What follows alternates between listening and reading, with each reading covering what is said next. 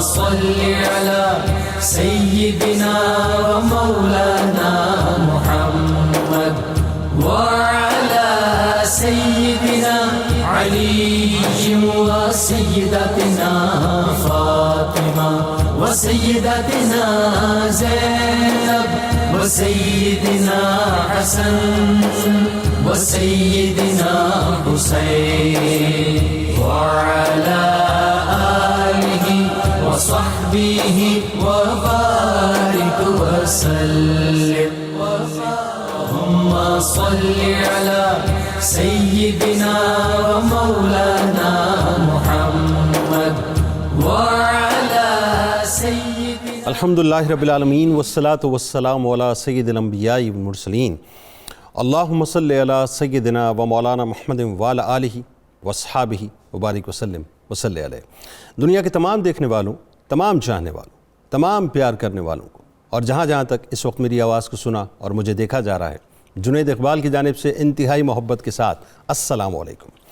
ایک بار پھر ناظرین، آپ کو پر نور صبح میں صبح نور کے ساتھ میں خوش آمدید کہتا ہوں، اور آئیے چلتے ہیں حضرت ابو انیس محمد برکت علی علیہ رحمہ کی تالیف اسماء النبی الکریم صلی اللہ علیہ وآلہ وسلم سے رسول اللہ صلی اللہ علیہ وآلہ وسلم کا ایک اسم مبارک پڑھنے اور سننے کی سعادت حاصل کرتے ہیں.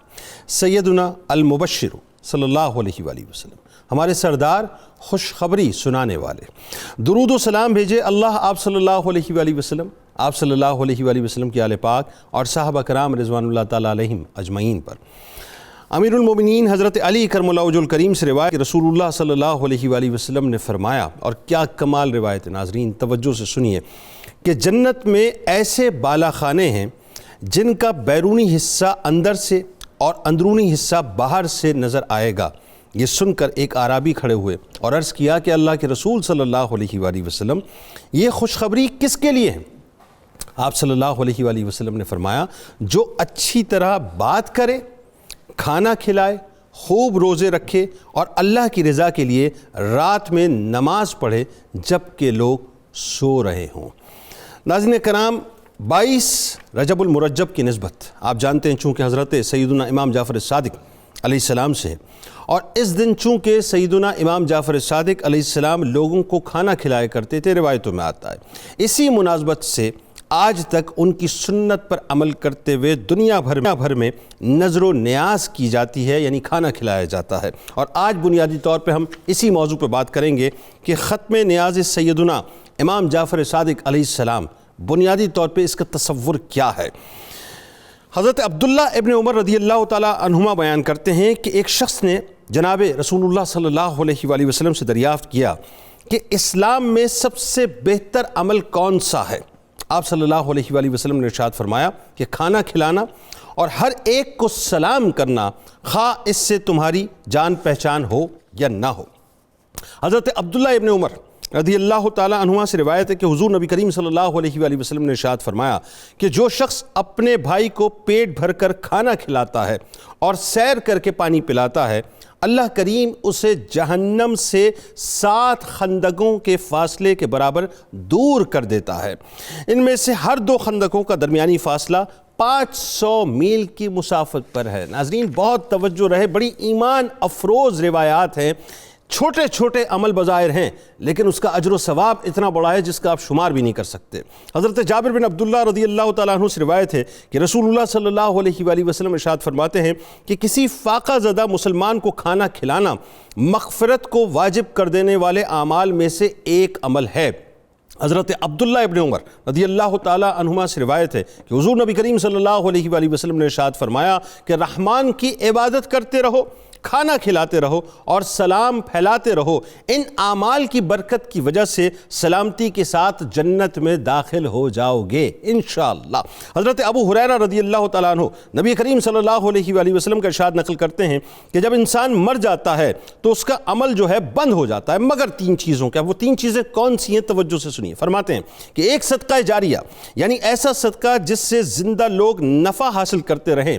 دوسرا ایسا علم جس سے لوگ فائدہ اٹھا اٹھاتے رہیں، اور تیسرا ایسی نیک اولاد جو اپنے والدین کے لیے دعائے خیر کرتی رہے۔ ان 3 قسم کے اعمال کا ثواب میت کو پہنچتا ہے، یعنی اس کے نامہ اعمال میں لکھا جاتا رہے گا۔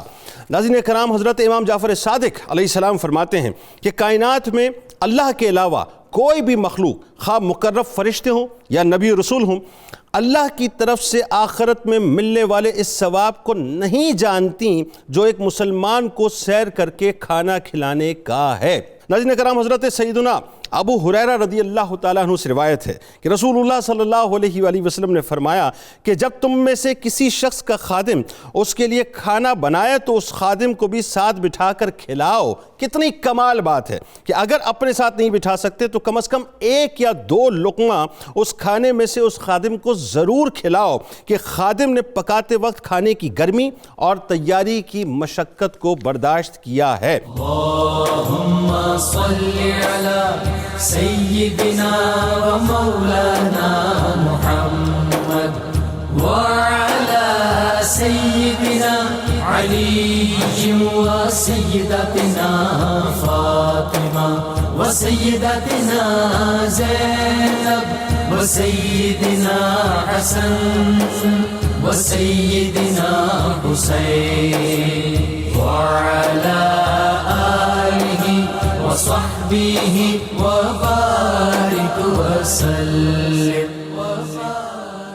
اللہم صلی علی سیدنا و مولانا محمد وعلی سیدنا علی و سیدتنا فاطمہ و سیدتنا زینب و سیدنا حسن و سیدنا حسین وعلی آلہ وصحبہ وبارک وسلم۔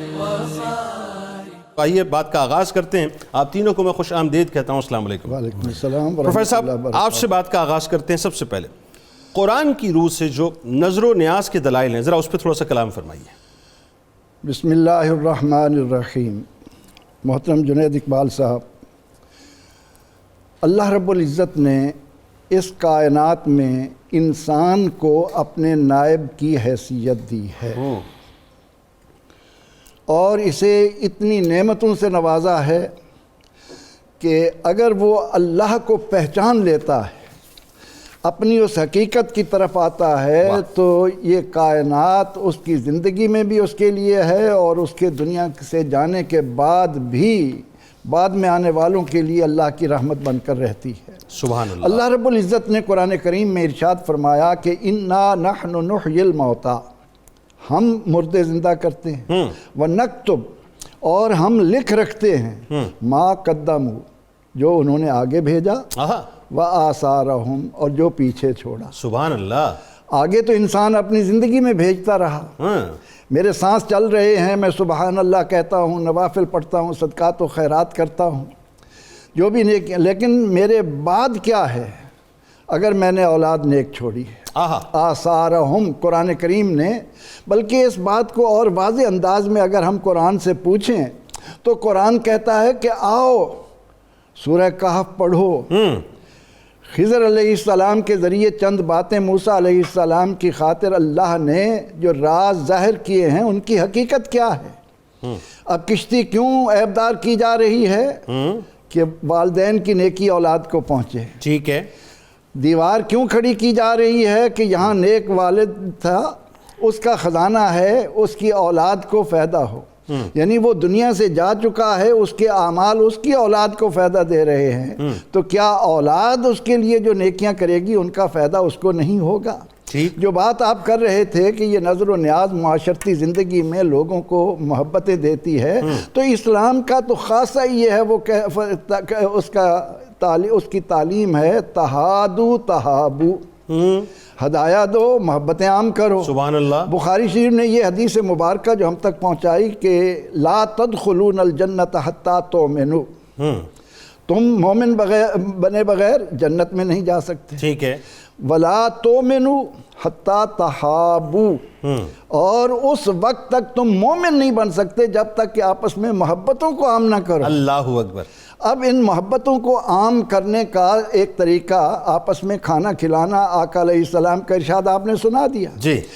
میں اس ضمن میں کہ ہم اہل ایمان اپنے نیک اسلاف کے لیے ایصال ثواب کا جو اہتمام کرتے ہیں اس کی وجہ کیا ہے، آئیے میں آپ کو قرآن حکیم کی روشنی میں واضح کروں.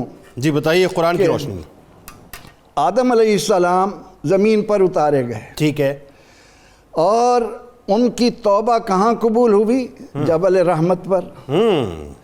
اور ملن بھی وہیں ہوا، جبل علیہ السلام سے ملاقات. میں وہی عرض کرنے لگا ہوں کہ پہلی بات یہ کہ جہاں آپ کی توبہ قبول ہوئی اس مقام کو اللہ نے کیا مقام دیا؟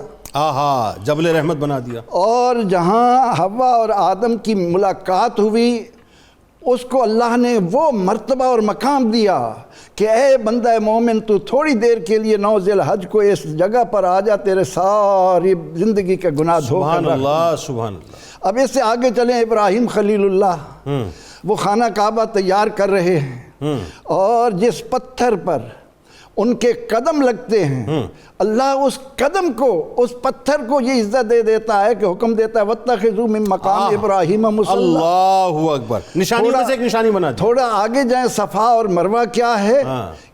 ان الصفا والمروہ من شعائر اللہ. اللہ شاعر اللہ قرار دے کر ساتھ قرآن کریم نے ایک اور تعلیم دی. کاش گرچہ کچھ شوق نہیں لیکن بات دل میں اتر جانے کی ہے کہ تیرے ذہن میں، تیرے دل میں یہ بات اتر جائے. فرمایا وَمَن يُعَظِّمْ انداز بیاں گرچہ میرا شوق نہیں، شاید کہ اتر جائے تیرے دل میں میری بات. کیا کہا کہ وَمَن يُعَظِّمْ شَعَائِرَ اللَّهِ فَإِنَّهَا مِن تَقْوَى الْقُلُوبِ. دلوں کا تقوی جس کو درکار ہو وہ اللہ کی ان نشانیوں کی قدر و منزلت کو پہچانے. تو اللہ رب العزت نے اس نسبت کو اتنی اہمیت دے کر، سیدنا ابو ہریرہ رضی اللہ عنہ فرمایا کرتے کسی کو اچھا لگے 4 نفل پڑھے اور کہے کہ میں اس کا ثواب ان کو پہنچاتا ہوں. اور جہاں تک بات ہے امام جعفر صادق رضی اللہ تعالیٰ عنہ کی، تو اہل ایمان ابو اللہ سمرقندی کی ایک بات عرض کرنے کی اجازت دیں کہ موسیٰ کاظم رضی اللہ عنہ امام جعفر صادق رضی اللہ عنہ کے صاحبزادے ہیں.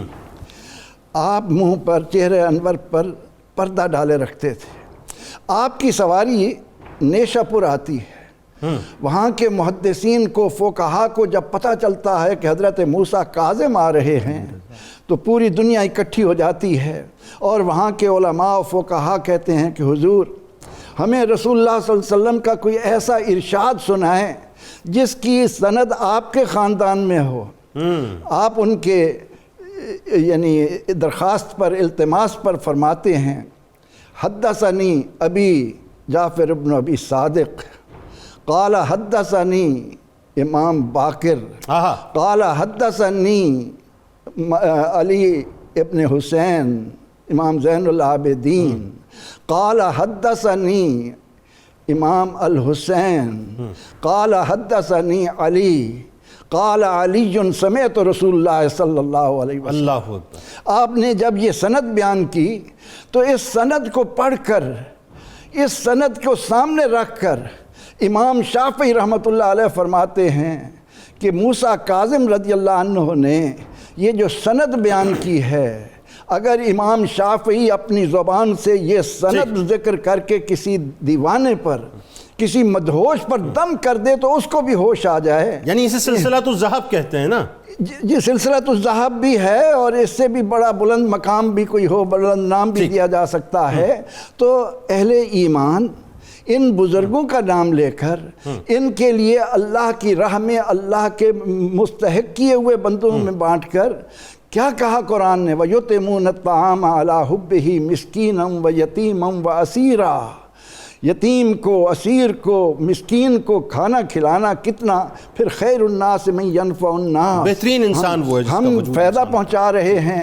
اس فائدے کی برکتیں ان تک جب ہم پہنچاتے ہیں تو ان کے توسل سے اللہ رب العزت اپنے بندوں پر اپنے کرم کے دروازے کھول دیتا ہے۔ اچھا اب ایک بات بتائیے اس میں برکاتی صاحب، کہ آپ بنیادی طور پہ قرآن کی روح سے بات ہوئی، قرآن ایک جگہ یہ بھی تو کہتا ہے نا وَاقْرِضُوا اللَّهَ قَرْضًا حَسَنًا، یہ کون ہے تم میں جو سب سے بہترین قرض حسنہ اللہ کو دے؟ ذرا یہاں سے بات کو آگے بڑھائیں اور پھر احادیث مبارکہ کی روشنی میں بتائیں کہ جو نظر و نیاز ہے اس کی شرعی حیثیت کیا ہے؟ بسم اللہ الرحمن الرحیم۔ آج جو حضرت سیدنا امام الائمہ کاشف الغمہ سراج الائمہ حضرت سیدنا امام جعفر الصادق رضی اللہ تعالیٰ عنہ کے حضور پوری امت نذرانہ عقیدت پیش کرنے کے لیے اہتمام کر رہی ہے، اور جس کو ہماری زبان میں کنڈوں کا ختم شریف کہا جاتا ہے، تو ویسے تو کوئی بھی لمحہ اللہ تعالیٰ نے منع نہیں کیا، جس وقت چاہیں آپ اپنی بزرگوں کے ہاں حاضری لگوائیں ایصال ثواب کی صورت میں تو وہ جائز ہے، لیکن آج چونکہ امت کا ایک جمی عمل ہے تو اس حوالے سے ہم یہ بات سمجھتے ہیں کہ جو آپ نے فرمایا کہ کون ہے جو اللہ تعالیٰ کو قرض حسنہ دے، تو اللہ کی ذات کو قرض حسنہ کی ضرورت نہیں ہوتی، بلکہ یہ قرض حسنہ وہ ہے جو ہم اللہ کی مخلوق پر خرچ کرتے ہیں۔ اور یہ جو بزرگان دین کے حضور ہم حاضری لگواتے ہیں ڈبل فائدہ ہوتا ہے، قرض اللہ تعالیٰ کی طرف چلا جاتا ہے اور نذرانہ ثواب اور یادگیری اس بزرگ کی اور جناب میں کیسی ہماری بات ہے، پہنچ مال جاتی بھی ہے۔ اس کا ہے اور وہی قرض حسنہ مانگ رہا ہے اور پھر لوٹاتا بھی پھر وہی کئی گنا زیادہ کر لوٹا کے دیتا۔ واپس لوٹاتا ہے۔ تو ہم دیکھتے ہیں کہ یہ نظر کا معاملہ اللہ تعالیٰ فرماتا ہے قرآن پاک میں جا بجا ذکر کیا، حدیث کثرت سے اس پہ وارد ہیں، میں تبرکاً ایک دو ہی عرض کرتا ہوں۔ جس طرح کہ اللہ تعالیٰ فرمایا وَمَا أَنفَقْتُم مِّن نَفَقَةٍ أَوْ نَذَرْتُم مِّن نَذْرٍ فَإِنَّ اللَّهَ يَعْلَمُ، جو بھی تم اللہ کی راہ میں خرچ کرتے ہو، ابھی قرض کی بات ہوئی، جو کچھ بھی تم مال میں سے اللہ کی راہ میں خرچ کرتے ہو یا تم کوئی نظر مانتے ہو، فَإِنَّ اللَّهَ يَعْلَمُ، اللہ تعالیٰ اسے اچھی طرح جانتا ہے۔ ٹھیک ہے۔ اور یہ جو اوفوا بالنذور فرمایا اپنی منتیں پوری کیا کرو، جو منت مان لیتے ہو اس کو پورا کرو، یہ حکم خداوندی ہے۔ جو منت خلاف شرع ہوگی وہ پوری نہ کی جائے، لیکن جو شریعت کے دائرے کے اندر رہ کر کوئی بھی منت مانی جائے اس کو پورا کرنے کا حکم آرڈر خود اللہ رب ذوالجلال نے اچھا یہ ارشاد انبیاء فرمایا۔ کرام سے سنت چلی آ رہی ہے منتوں کو ماننا۔ حضرت سیدہ مریم کی ولادت کے وقت جو آپ کی والدہ محترمہ نے منت مانی تھی، ربی انی نذرت لک ما فی بطنی محررا، یا اللہ جو میرے پیٹ میں تو نے لکھ دیا میں اس کی منت مانتی ہوں، تو یہ سلسلہ ایک چلا آ رہا ہے۔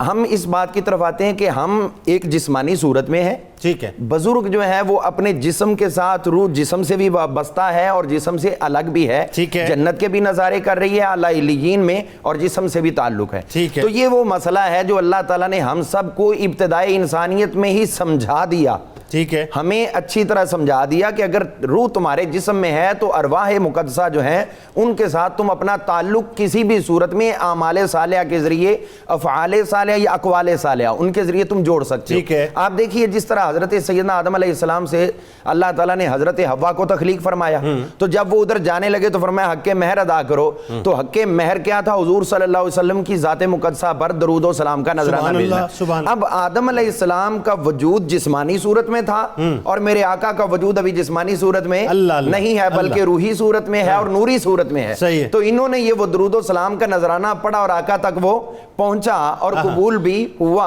اور اسی پہ حضرت حوا آپ کی زوجہ بنی۔ تو یہ پہلا مسئلہ ہے جو اللہ تعالیٰ نے ہمارے ابا جی کو سمجھایا، تو ابا جی کی نیک اولاد آج تک اس مسئلے کو سمجھ بھی رہی ہے اور اس پہ عمل بھی کر رہی ہے۔ یہ اچھی بات ہے کہ ابا جی کی نیک اولاد عمل کر رہی ہے، نیک اولاد عمل، بہت اچھی بات ہے۔ تو اسی طرح ہم دیکھتے ہیں کہ جس طرح بزرگان دین کا ہم حضرت سیدنا امام جعفر صادق رضی اللہ عنہ کے حوالے سے گفتگو کر رہے ہیں، تو یہ بات حقیقت ہے، احادیث صحیحہ سے ثابت ہے کہ جب اہل بیت اطہار کا پیار سے، محبت سے ان کا شان کو بیان کیا جائے، ان کے فضائل کا ذکر کیا جائے، تو پھر جو بھی دعا کی جاتی ہے وہ شرف قبولیت حاصل کرتی ہے۔ ٹھیک ہے۔ جس طرح مسند احمد کے اندر حدیث پاک موجود ہے، حضرت سیدنا حذیفہ رضی اللہ عنہ سرکار دو عالم علیہ السلام کی خدمت میں حاضر ہوئے، آپ نے ظہر، عصر، مغرب اور عشاء چاروں نمازیں مسلسل حضور کے پیچھے ادا کی۔ آپ یہاں سے فارغ ہو کے گھر جانے لگے تو حضرت حذیفہ بن یمان آپ کے پیچھے پیچھے آئے، تو جیسے آگے یوں محسوس ہوا کہ حضور کسی سے کلام فرما رہے، تو جب ان کی آہٹ محسوس کی، سرکار نے رخ زیبا پھیرا تو فرمایا حذیفہ تم جانتے ہو میں کسی سے بات کر رہا تھا؟ حضور مجھے محسوس تو ہوا لیکن کس سے کر رہے تھے مجھے نہیں پتا۔ تھا تو حضور صلی اللہ علیہ وسلم نے ارشاد فرمایا کہ حذیفہ ابھی میرے پاس جبریل امین علیہ السلام حاضر ہوئے ہیں, انہوں نے مجھے آ کے یہ بشارت دی ہے کہ آپ کے دونوں شہزادے حسن اور حسین, الحسن والحسین و سید اشبابی اہل الجنہ, یہ دونوں جنتی جوانوں کے سردار ہیں. اب جیسے ہی ذکر اہل بیت ہوا ہے, یہ سبق دیا حضرت حذیفہ بن یمان نے, جیسے یہ بات ہوئی تو حضرت حذیفہ نے معن عرض کی حضور اگر یہ بات ہے تو استغفر لی والی امی, میرے لیے بھی مغفرت کی دعا کر دے, میری ماں کے لیے بھی مغفرت کی دعا کر دے. یعنی جب نیک صالحین کا اہل بیت کا ذکر کیا جاتا تو پھر جو بھی دعا عرض کی جائے حضور نے فوراً ان کے لیے دعا کی, جو ظاہر ہے شرف قبولیت تک. جو حضرت سعد رضی اللہ تعالیٰ عنہ کی والدہ, جی ابھی میں ادھر آتا ہوں, اس کی طرف آ رہا ہوں جو منت کے حوالے سے. حضرت سعد بن عبادہ رضی اللہ عنہ, ان کی والدہ محترمہ نے منت مانی تھی غلام آزاد کرنے کی, تو حضور صلی اللہ علیہ وسلم نے فرمایا تم غلام آزاد کرو. ایک عورت حضور کی خدمت میں آئی, اس نے کہا میری والدہ نے قباء کی مسجد کے اندر نفل پڑھنے کی منت مانی اور وہ جا نہیں سکتی, تو آپ نے فرمایا اس کی جگہ پہ تم اس کی منت کو پورا کرو. اسی طرح آپ کی خدمت میں ایک اور شخص حاضر ہوا, اس نے بلکہ ایک اور عورت حاضر ہوئی, اس نے کہا میرے باپ کے ذمے حج ہے, اس نے منت مانی تھی, اب وہ جا نہیں سکتا, کیا میں اس کی طرف سے کر سکتی ہوں؟ فرمایا تم اپنے باپ کی منت کو پورا کرو. یعنی ثواب پہنچے گا. جی پہنچے گا. حضرت عمر فاروق رضی اللہ عنہ, آپ نے عرض کی حضور میں نے زمانہ جاہلیت میں مسجد حرام میں اعتکاف کی منت مانی تھی, تو آپ نے فرمایا کہ اپنی منت کو پورا کرو. تو اس طرح ایک تسلسل ہے احادیث کا, جو نیک منت مانی تو اس کو پورا کرنے کا حکم ہوا. اب ہم صریحاً ایصال ثواب کی طرف چلتے ہیں. جس طرح ہم کسی چیز کو معین کر دیتے ہیں, کتاب الاثار کے اندر امام قاضی ابو یوسف یعقوب بن ابراہیم رحمۃ اللہ تعالی علیہ, جو امام اعظم ابو حنیفہ رضی اللہ عنہ کے شاگرد ارشد تھے, انہوں نے یہ کتاب الاثار کے اندر حدیث پاک بیان کی جو امام اعظم ابو حنیفہ سے روایت کی. وہ فرماتے ہیں کہ نبی کریم صلی اللہ علیہ وسلم کے ایک صحابی حضرت عبداللہ بن رواحہ رضی اللہ عنہ تھے,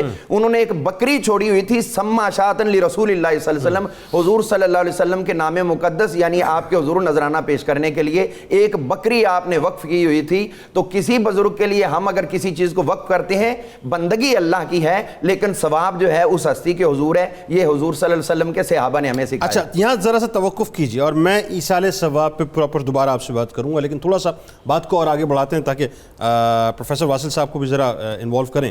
یہ جو نظر و نیاز ہے, اگر میں لاجیکلی سمجھنا چاہوں, ایک عام مسلمان ہوں میں اور میں دنیا میں آپ کو دیکھ رہا ہوں, میں یہ سوال کرنا چاہتا ہوں کہ مجھے بار بار ریپیٹیڈلی لوگ یہ کہتے ہیں کہ صاحب غیر اللہ کے نام کی جو ہے نظر و نیاز نہیں ہے, اور پھر قرآن کے دلائل بھی پیش کرتے ہیں, اور پھر جب میں قرآن میں دیکھتا ہوں تو وہاں تو لات منات اور عزا کی بات جو ہے وہ آ رہی ہوتی ہے, تو میں کنفیوز ہو جاتا ہوں. تو میں کیسے سمجھوں کہ یہ کیوں کی جاتی ہے, کیا وجہ ہے اس کے پیچھے؟ بسم اللہ الرحمن الرحیم. جنید بھائی بہت شکریہ, آپ نے یہ سوال پوچھا. میں سب سے پہلے یہ عرض کرنا چاہوں گا کہ نظر کا جو تصور ہمارے ہاں ہے اس کو سمجھنے میں بعض اوقات غلطی ہوتی ہے, جس کی وجہ سے مسائل پیدا ہوتے ہیں. یہ بات متفقہ ہے کہ جیسے ابھی فرما رہے تھے برکاتی صاحب بھی کہ نظر خالصتاً اللہ تعالیٰ کے لیے ہے, تقرباً الی اللہ ہے, یہ اللہ کا قرب حاصل کرنے کے لیے ہے, اسی کی بندگی ہے یہ. اب سوال یہ پیدا ہوتا ہے کہ جب یہ نظر اللہ کے لیے ہے تو کسی اور کے لیے کیوں مانی جاتی ہے, کسی اور کے لیے کیوں کی جاتی ہے, اور سمجھا جاتا ہے کہ یہ گویا شرک ہے. اچھا اس زمانے میں مشرکین تو لات عزا منات کے نام کی نظر کیا کرتے ہیں. میں عرض کرتا ہوں وہ تو ایک مسئلہ ہی الگ ہو جائے گا. ابھی تھوڑا سا یوں بات کو سمجھیں کہ نظر ہم اللہ کے لیے مانتے ہیں, تقرب اللہ کا نیت ہوتی ہے. اب اس کے مصارف ہیں, اللہ کا قرب حاصل کرنے کے لیے ہم مختلف اعمال کرتے ہیں. ہم مسجد میں اگر لائٹیں لگا دیتے ہیں, مسجد میں قالین دریاں بچھا دیتے ہیں, نمازیوں کے لیے منت مانتے ہیں کہ میں اس مسجد میں صفیں بچھا دوں گا, یہ منت اللہ کے لیے ہے, لیکن اس کا مصرف کیا ہے کہ میں نے مسجد کی صفیں دیکھیں. اب میرے پاس میرے ایک مصرف یہ ہے کہ میں منت مانتا ہوں کہ اگر اللہ میری یہ مدد کر دے گا, اگر اللہ یہ میری مشکل آسان کر دے گا تو میں اس بستی کے لوگوں کو کھانا کھلا دوں گا. یہ منت, اب مصرف یہ ہے کہ لوگ ہیں وہاں پر جن کو میں کھانا کھلا رہا ہوں, لیکن نظر اللہ کے لیے ہے. اگر میں یہ کہتا ہوں کہ فلاں بزرگ جو ہے اس کے مزار پر جو زائرین آتے ہیں میں ان کی خدمت میں کھانا پیش کروں گا, مسافر ہیں, زائرین ہیں, آتے ہیں, تو نظر تو اللہ کے لیے ہے. اس کا جو ثواب ہے وہ جا رہا ہے اس صاحب مزار کی طرف. مصرف یہ ہے کہ وہاں کے زائرین کو ہم کھانا کھلاتے ہیں اور ذہن میں یہ نیت ہوتی ہے کہ اس کا جو ثواب اللہ تعالیٰ مجھے عطا کرے, یہ ثواب میں میری طرف سے اللہ تعالیٰ اس ثواب کو میں ہدیہ کرتا ہوں. اب سوال یہ ہے کہ ہم کسی کو ثواب جو پہنچا رہے ہیں, فرض کر لے کسی کو پہنچاتے ہیں, تو اس میں کیا حکمت ہے, ہم ایسا کیوں کرتے ہیں؟ ہماری ایک تو غرض یہ ہوتی ہے, اپنے جو لواحقین ہوتے ہیں وہاں تو یہ غرض ہوتی ہے کہ ان کی مغفرت ہو, ٹھیک ہے، لیکن جن کی مغفرت آلریڈی ہم سمجھتے ہیں اپنے ذہن میں کہ وہ تو اللہ کے بخشے ہوئے ہیں یا ان کے درجے پہلے ہی نیکوکار ہیں، وہاں ہمارے پاس ہوتا ہے کہ ان کے درجات بلند کیے جائیں، ٹھیک ہے، ان کا درجہ بلند ہو۔ پہلے جو حدیث ابھی پڑھی گئی تھی تہادو تہابو، ہدیہ دیا کرو، اس سے محبت بڑھتی ہے، ٹھیک ہے، یہ ہدیہ جب ان اموات کے پاس جاتا ہے جو صاحبان مزار ہیں ان کے پاس جاتا ہے تو ظاہر ہے اس پر وہ خوش ہوتے ہیں، ان کی جو اعلیٰ علیین میں ان جو کی بزرگ ہیں۔ خوشی یہ بھی اللہ کو ایک محبوب عمل ہے، ہماری ان سے محبت و عقیدت کا اظہار ہے، اور یہ جنید بھائی ایک بڑی خاص بات ہے اور ایسی بات ہے جس پر ساری دنیا متفق ہوگی۔ ہمارے ہاں پہلے نمبر پر یہ بات ہے کہ ہم اپنی کسی بھی دعا کے لیے اللہ کی بارگاہ میں وسیلہ پیش کرتے ہیں، ٹھیک ہے، اختلاف اس میں ہو جاتا ہے کہ کسی شخص کی ذات کو وسیلہ بنایا جا سکتا ہے یا عمل کو بنایا جا سکتا ہے، تو میں عرض کرتا ہوں یہ قانون ہے کہ افضل الاعمال، نبی اکرم صلی اللہ علیہ وسلم نے ارشاد فرمایا، سنن ابو داؤد کی روایت ہے 4599 نمبر، آقا نے ارشاد فرمایا افضل الاعمال الحب فی اللہ والبغض فی اللہ، سب سے افضل عمل یہ ہے کہ اللہ کی خاطر کسی سے محبت کی جائے اور اللہ کی خاطر کسی سے بغض رکھے۔ اللهم صل على سيدنا ومولانا محمد وعلى سيدنا علي وسيدتنا فاطمة وسيدتنا زينب وسيدنا حسن وسيدنا حسين وعلى آله وصحبه وبارك وسلم اللهم صل على سيدنا ومولانا محمد وعلى سيدنا علي وسيدتنا فاطمة وسيدتنا زينب وسيدنا حسن وسيدنا حسين وعلى آله وصحبه وبارك وسلم۔ جناب پروفیسر صاحب بتائیے کہ جو نظر و نیاز سے اہل ایمان بنیادی طور پر ان کو کیا فائدہ حاصل ہوتا ہے؟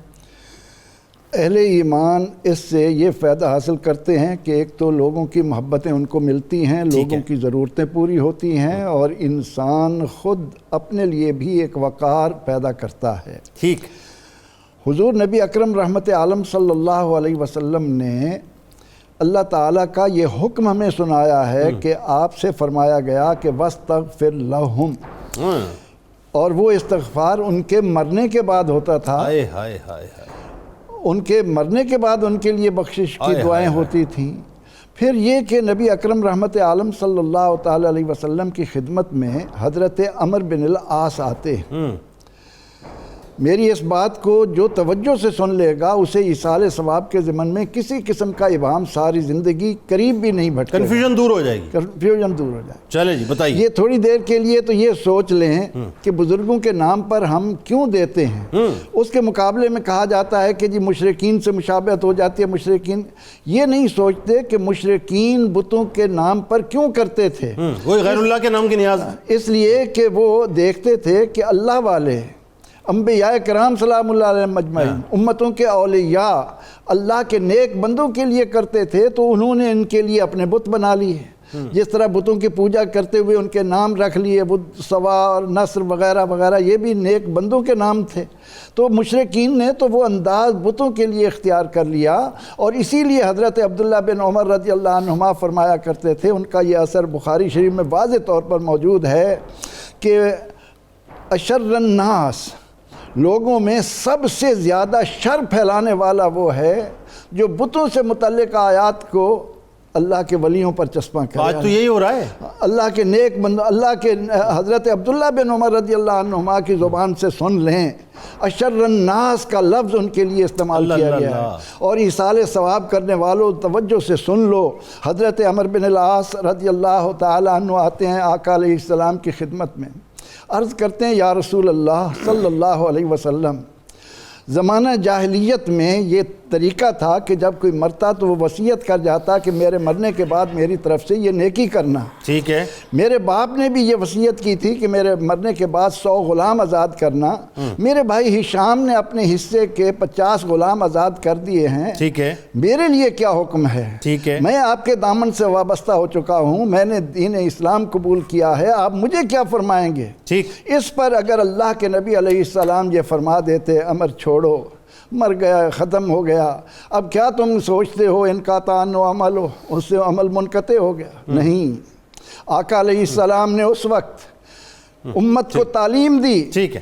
فرمایا کہ ان کان مسلمان, اگر مرنے والا اسلام والا ہو, مسلمان ہو, تو ما طاقت تم ان ہو, تم اس کی طرف سے جو غلام آزاد کرو گے. ٹھیک ہے. وما تصدقتم عنہ, جو تم اس کی طرف سے صدقہ کرو گے. وما تحججتم, جو تم اس کی طرف سے حج کرو گے.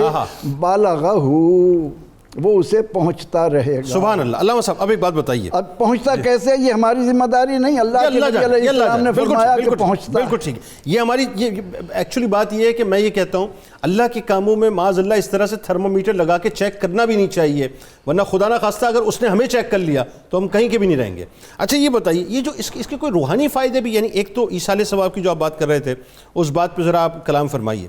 ساتھ ہی جب ہم کسی ہستی کو, جیسے امام جعفر صادق علیہ السلام کے حوالے سے بات ہو رہی ہے, اگر ہم ان کی بارگاہ میں اسی طرح سے نظر و نیاز جو ہے اس کا ثواب پہنچاتے ہیں تو کیا اس کا کوئی روحانی کنیکٹیوٹی بھی بنتی ہے؟ اور ایصال ثواب کے بارے میں بتائیں. جی یہ آپ کا سوال جو ہے وہ دونوں ہی حصے بڑے بہترین اور خوبصورت ہیں, تو اس کا جو قرآن و سنت کی روشنی میں جواب عرض کرتا ہوں. پلیز. سورۃ النساء کے اندر اللہ تعالیٰ نے وراثت کی تقسیم کے جہاں احکامات بیان کیے ہیں, لفظ وراثت بتاتا ہے کہ کوئی شخص فوت ہو چکا ہے, انتقال کر گئے, اس کے پیچھے کی بات ہو رہی ہے. تو سورۃ النساء میں وراثت تقسیم کے بعد اللہ تعالیٰ نے حصے تقسیم کرتے ہوئے ایک جملہ ارشاد فرمایا ہے, آباؤکم و ابناؤکم لا تدرون ایہم اقرب لکم نفعا. جو فوت ہو گیا ہے اس کے لیے کہا جا رہا ہے کہ تمہارے آبا اگر موجود ہیں یا تمہاری اولاد, تم نہیں جانتے کہ تمہیں ان میں سے زیادہ نفع کون دے گا. وہ تو فوت ہو چکا, پیچھے سے نفع دینا. ٹھیک ہے. تو یہی تو ایصال ثواب ہے. ہاں یہی تو ایصال ثواب ہے کہ اولاد جو ہے وہ پیش کر رہی ہے, تو اللہ تعالیٰ نے یہی تو فرما دیا کہ تم نہیں جانتے کہ پیچھے سے تمہارے لیے نافع کون ہوگا. ٹھیک ہے. تو دوسری طرف ہم دیکھتے ہیں کہ جو ہم خرچ کرنے کی بات کر رہے ہیں, یہ جو انسان دنیا سے چلا جاتا ہے اس کو اگلے جہان میں جا کر, برزخ میں جا کر یہ پتہ چلتا ہے کہ سب سے بہترین عمل جو اللہ کو پسند ہے نا یہاں پر, وہ صدقہ کرنا ہے, وہ لوگوں کو کھانے کھلانا ہے. اسی لیے قرآن پاک نے 28ویں پارے کے اندر ذکر کیا, اللہ رب ذوالجلال نے ارشاد فرمایا کہ جب انسان دنیا سے چلا جاتا ہے تو اس کے بعد کیا ہے, اللہ نے حکمن فرمایا وَأَنفِقُوا مِمَّا رَزَقْنَاكُم مِّن قَبْلِ أَن يَأْتِيَ أَحَدَكُمُ الْمَوْتُ. خرچ کرو قبل اس کے کہ تم میں سے کسی ایک کے پاس موت آ جائے. فَيَقُولُ رَبِّ لَوْلَا أَخَّرْتَنِي إِلَىٰ أَجَلٍ قَرِيبٍ. وہ عرض کرے گا یا اللہ مجھے موت کے لیے مہلت کیوں نہیں دیتا, مجھے مہلت دے تو فَأَصَّدَّقَ, میں صدقہ کروں. اگر مجھے مہلت مل جائے تو میں صدقہ کروں. یہی تو سارا ایصال ثواب ہو رہا ہے. ٹھیک ہے. اب آ جائیے ٹو دی پوائنٹ. ہم دیکھتے ہیں کہ جو ہم حضرت سیدنا امام جعفر صادق رضی اللہ تعالیٰ کے حوالے سے ایصال ثواب کر رہے ہیں, خصوصیت سے 15 رجب شریف آپ کی شمار کی جاتی ہے. ٹھیک ہے. لیکن 22 رجب آپ کے ساتے کا سالانہ ہے. آپ کے ساتے کا سالانہ ہے, یعنی 7واں بھی ختم ثابت ہو رہا ہے اور سالانہ ختم بھی ثابت ہو رہا ہے. تو یہ آپ کے حضور ہم حاضری لگواتے ہیں. حضرت سیدنا شاہ عبدالعزیز محدث دہلوی رحمۃ اللہ تعالی علیہ, آپ نے اس مقام پر ایک جو فتاوی عزیزی شریف کے اندر میں وہ عرض کرنا چاہوں گا, وہ جملے ارشاد فرمایا, تو عامے کے ثواب نیاز حضرت امامین نمائند برآں فاتحہ و کل و درود خواندن تبرک می شود خوردن بسیار خوب است. آپ فرماتے ہیں امامان اہل بیت, ان کے حضور جو کھانا تیار کیا جاتا ہے, آپ نے لفظ نیاز بولا ہے, جو نیاز تیار کی جاتی ہے اس کے اوپر فاتحہ پڑھی جاتی ہے, اس کے اوپر کل پڑھا جاتا ہے اور درود پڑھا جاتا ہے. یہ کرنے سے وہ کھانا تبرک والا بن جاتا ہے, اور اس کو تبرک کو کھانا فرماتے خوب بس, یہ تو بہترین عمل ہے. یہ شاہ عبدالعزیز محدث دہلوی رحمۃ اللہ علیہ کا فتویٰ ہے. اللہم صلی علی سیدنا و مولانا محمد وعلى سيدنا علي وسيدتنا فاطمة وسيدتنا زينب وسيدنا حسن وسيدنا حسين وعلى آله وصحبه وبارك وسلم. اللهم صل على سيدنا ومولانا محمد وعلى سيدنا علي وسيدتنا فاطمة وسيدتنا زينب وسيدنا حسن وسيدنا حسين وعلى آله وصحبه وبارك وسلم. آپ کو لیے چلتے ہیں کتاب الشفا کی جانب، اور نظر بد اور جادو سے حفاظت کا عمل آپ کو بتلاتے ہیں کہ فرمان نبوی صلی اللہ علیہ وآلہ وسلم ہے کہ سورہ فلق اور سورہ ناس پڑھ کر اپنے آپ پر دم کر لینے سے انسان ہر قسم کے جادو اور نظر بد سے محفوظ رہتا ہے انشاءاللہ. حضور غوث العظم دستگیر حضرت شیخ عبدالقادر جیلانی رضی اللہ تعالیٰ عنہ کا قول مبارک ہے. کیا کمال قول مبارک ہے ناظرین، توجہ سے سنیے کہ تو اپنے رزق کے بارے میں فکر نہ کر، کیونکہ رزق کو جتنا تو تلاش کرتا ہے اس سے زیادہ رزق تجھے تلاش کرتا ہے.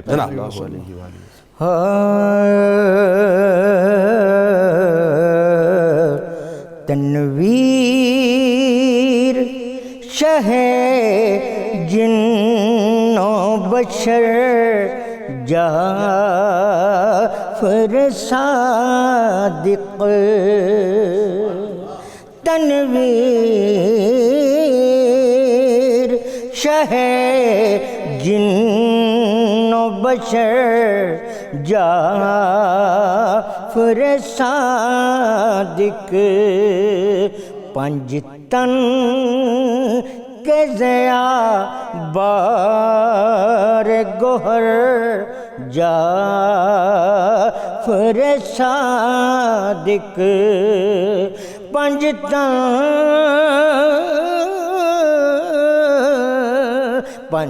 تن کے ضیا بار گوہر جعفر صادق، وہ کاشف اسرار الہی بھی سخی بھی، وہ کاشف اسرار الہی بھی سخی بھی، ہے بحر امامت کا ثمر جعفر صادق، ہے بحر امامت کا ثمر جعفر صادق، تو کاش میں فیضان علی، تو کاش میں فیضان علی مولا ہے پیارے، تو کاش میں فیضان علی مولا ہے پیارے، ہر علم کی ہے تجھ کو خبر جعفر صادق، ہر علم کی ہے تجھ کو خبر جعفر صادق، ساجد ہے گدا آپ کے دربار کا، کا مولا ساجد ہے گدائیں آپ کے دربار کا مولا ہو اس پہ کرم بار نظر جعفر صادق ہو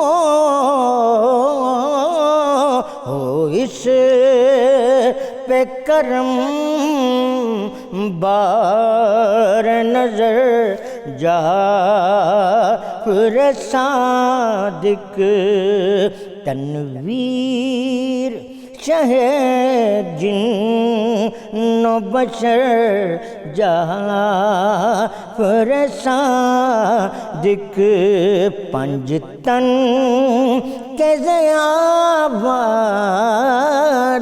گوہر جعفر صادق جعفر صادق اللهم صل على سيدنا ومولانا محمد وعلى سيدنا علي وسيدتنا فاطمة وسيدتنا زينب وسيدنا حسن وسيدنا حسين وعلى آله وصحبه وبارك وسلم